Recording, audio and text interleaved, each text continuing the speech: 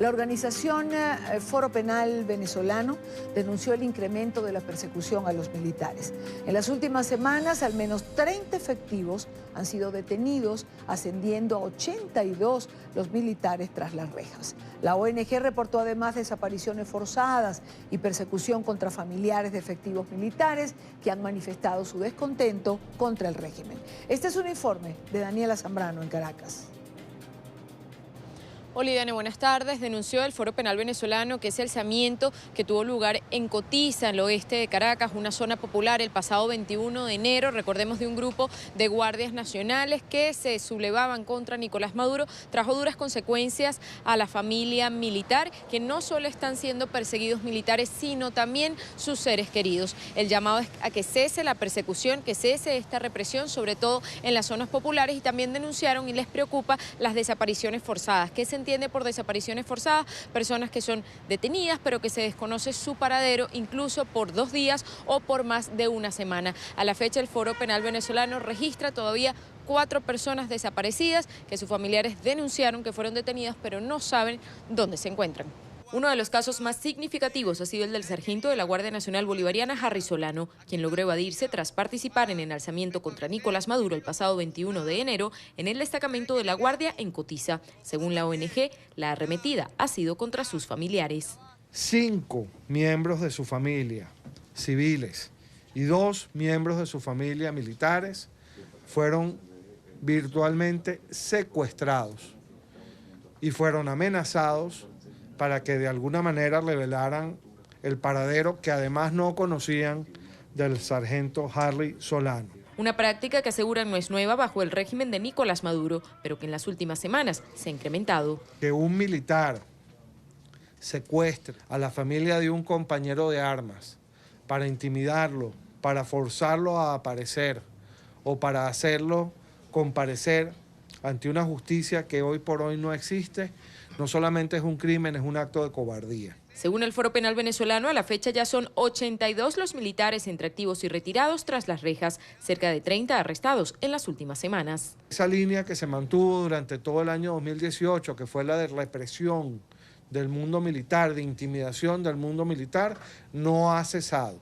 Las desapariciones forzadas también son motivo de preocupación de la ONG Defensora de Derechos Humanos. De ese número de 11 desapariciones forzadas, 4 se mantienen desaparecidos. A la fecha contabilizan 966 presos políticos, el número más alto en los últimos 18 años. Familiares de los detenidos exigieron una vez más su libertad.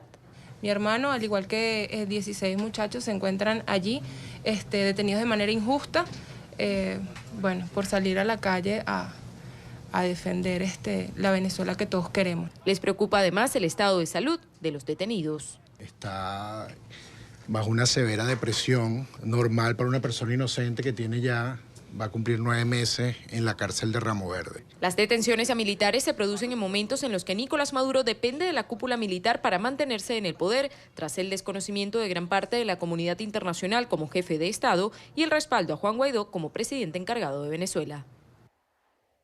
La ONG hizo un llamado a los militares y a sus familiares a que continúen denunciando las violaciones a derechos humanos, que además estas van a ser elevadas ante organismos internacionales como la ONU y la Organización de Estados Americanos.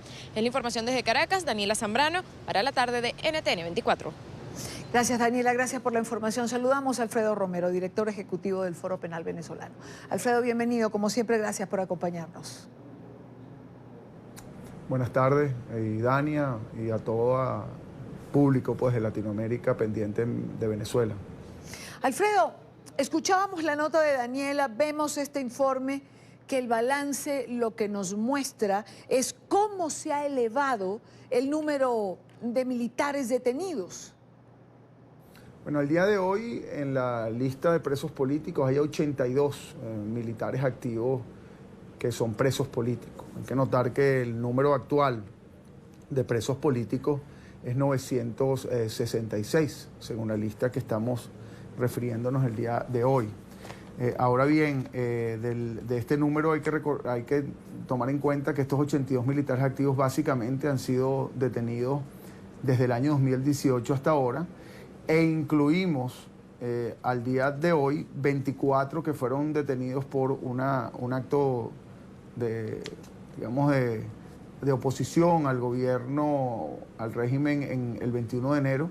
Y se encuentran, por cierto, varios militares retirados que no contabilizamos en esta lista. Por ejemplo, en esta última semana se tuvieron 3 militares retirados y 2 militares activos. Y otro punto importante que no podemos dejar de referirnos es a la detención y desaparición ya sistemática de familiares de aquellos militares activos o retirados que buscan y que no encuentran y que de alguna manera los buscan por estar supuestamente involucrados en actos conspirativos. Recientemente hubo, por ejemplo, la desaparición, ya aparecieron por las denuncias que estuvimos realizando, de 5 tanto miembros de familia como amigos de un sargento que andan buscando. Entre estas personas que desaparecieron, incluso denunciaron torturas, está una muchacha de 19 años de edad, una señora de 73 años de edad, la madre de este sargento de 63 años de edad, y otros 2, digamos, amigos de este sargento que también fueron objeto de desaparición forzosa. Alfredo, ¿de qué tipo de torturas estamos hablando? Lamentablemente las torturas que se han venido denunciando y que inclusive se han hecho referencia en tribunales y también en denuncias ante instancias nacionales e internacionales, es el uso de bolsas plásticas, y así lo refieren, repito, y nuestros llamados a la investigación concreta para verificar cada una de esas situaciones, el uso de bolsas plásticas para asfixiar a las personas, las golpizas, lamentablemente ya es algo regular, y que incluso las víctimas, los detenidos, ni siquiera las cuentan como tortura muchas veces porque lo ven como casi que regular. El uso de descargas eléctricas es algo que hemos ya visto en varias ocasiones. Y bueno, y humillación y maltrato de diferente tipo, incluyendo pues el aislamiento de estas personas, la incomunicación en cuartos oscuros, que así nos denuncian. Pero eso ha ocurrido, y hemos hecho la denuncia en reportes que ya han aparecido, inclusive que hemos enviado en diferentes instancias, ya ha ocurrido, repito, de manera sistemática. Alfredo, hubo alarma en las últimas semanas por la detención de menores de edad. Entiendo que muchos de ellos ya fueron liberados. A la fecha, ¿cuántos menores y en qué condiciones se encuentran? Sí, importante, porque en total, solo desde el 21 de enero hasta el 31 de enero contamos al final 137 adolescentes, menores de edad, quiere decir menores de 18 años de edad, donde habían personas de 14 años, de 16 años, incluso niñas menores de edad. En virtud y por eso es tan importante la denuncia internacional, y agradecemos esta oportunidad y esta ventana que a los defensores de derechos humanos nos dan los canales internacionales, y las redes sociales también, porque esa presión de la población en redes sociales y de los canales internacionales hizo que se liberaran la gran mayoría de todos estos menores de edad. Inclusive se hicieron actos casi que públicos donde se expresó que se estaban excarcelando a estas personas. Hablo de excarcelar entre comillas, porque no están libres estos menores de edad, inclusive están sometidos todavía a procesos y presentaciones ante tribunales con la amenaza de que si protestan nuevamente pueden ser encarcelados otra vez. Quedan en este momento todavía 10 menores de edad privados de libertad que estamos pues exigiendo su liberación, pero en total sí quedan 10. Es importante notar que, claro, los menores de edad son menores de 18 años, pero entre 16, 17 y 18 años no hay mucha diferencia. Y en este momento se encuentran también muchachos en bastante cantidad de 18 a 22 años de edad. Hablaba, por cierto, hace poco en el estado de Aragua, en la cárcel de Alayón, con un muchacho de 18 años de edad que estudia en la Universidad Central del estado de Aragua, estudia ingeniería, por cierto, y ahí está con otros 2 de la Universidad Central de 18 y 19 años de edad.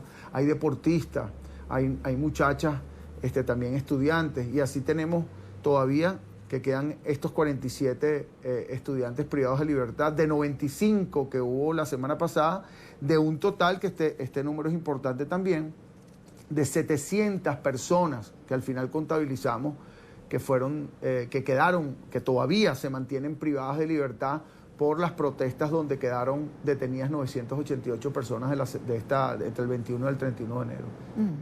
Alfredo, ¿qué pasó en la última manifestación?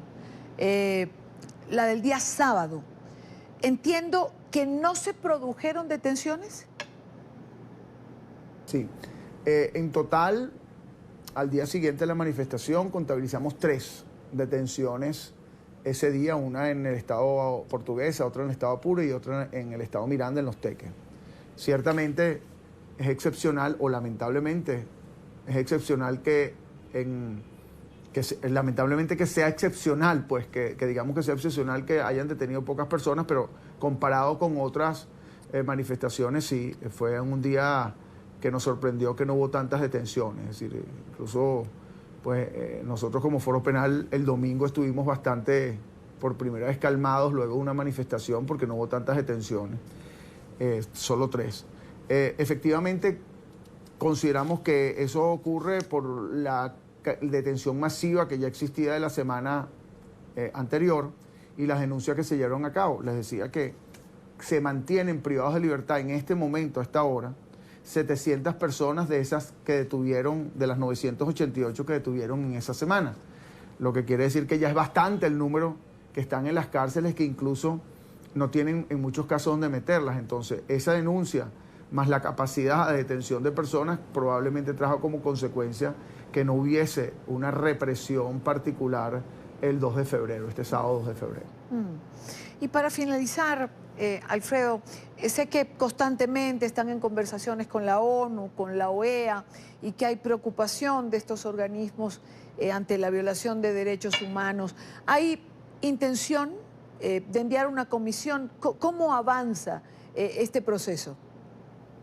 La intención de enviar comisión a Venezuela siempre la ha habido. El tema es que estos organismos internacionales, llámese la Comisión Interamericana de Derechos Humanos, la alta comisionada de Derechos Humanos de las Naciones Unidas, etcétera, no pueden entrar a Venezuela si el gobierno no le permite la entrada. En cuanto a la alta comisionada de Derechos Humanos, se ha hablado en varias ocasiones de que supuestamente el gobierno la invitó. Sí, la invitó, pero todavía no le ha dado la entrada formal, todavía no le han dado, y eso es importante notarlo. Una invitación fue una carta, usted puede venir cuando quiera, pero no le ha dado la invitación formal donde le garantice su entrada, su seguridad, etcétera. Ahora bien, esa intención hay, pero también esa intención, desde el punto, seriamente, si va a haber una visita, va a tener ciertas condiciones, entre ellas que no es una visita